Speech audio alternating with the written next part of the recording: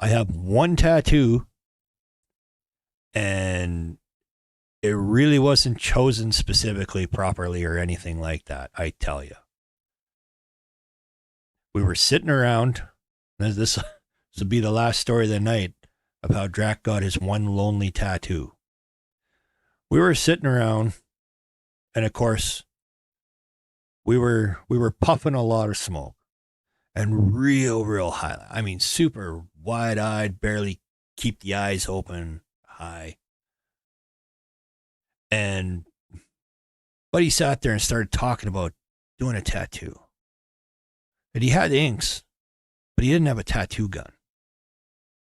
And he had an old broken blaster. And I'm like, dude, I'll build you a tattoo gun. I said, so smashed opened his ghetto blaster, grabbed the spork, bent that sucker back, taped that motor on, grabbed a paper clip, tapped it into the motor, threw half a pen, grabbed some thread and nail polish and got that needle on the end of that thing so the motor did the needle up and down, right? Taped a 9-volt battery onto there, and we were good to go. Bam! Homemade tack gun.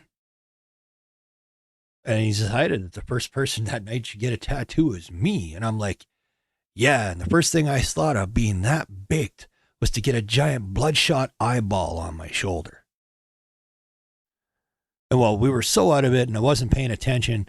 And it sure as hell don't look like an old bloodshot eyeball. It looks like a walnut. No eyeball. And people are like, why do you have a walnut tattooed on you? And I'm like, it was supposed to be a bloodshot eyeball. And they're like, why would you get that? It was supposed to be a bloodshot eyeball. And I'm like, because I was 15 and I was really stoned. Oh, what did you expect?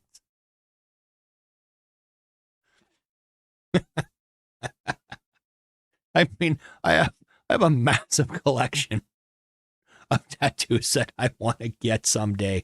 But I tell you, and I've never gotten it covered up. And someone's like, why don't you get it covered up? And I'm like, because you don't hide your mistakes, man. You have to learn from them, and you have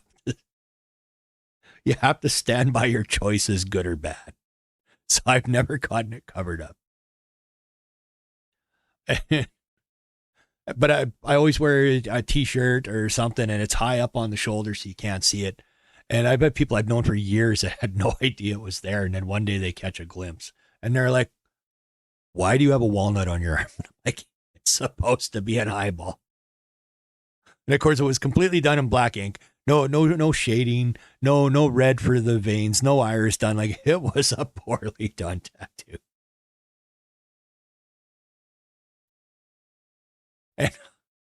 And I got a buddy that is covered in crappy tattoos like that.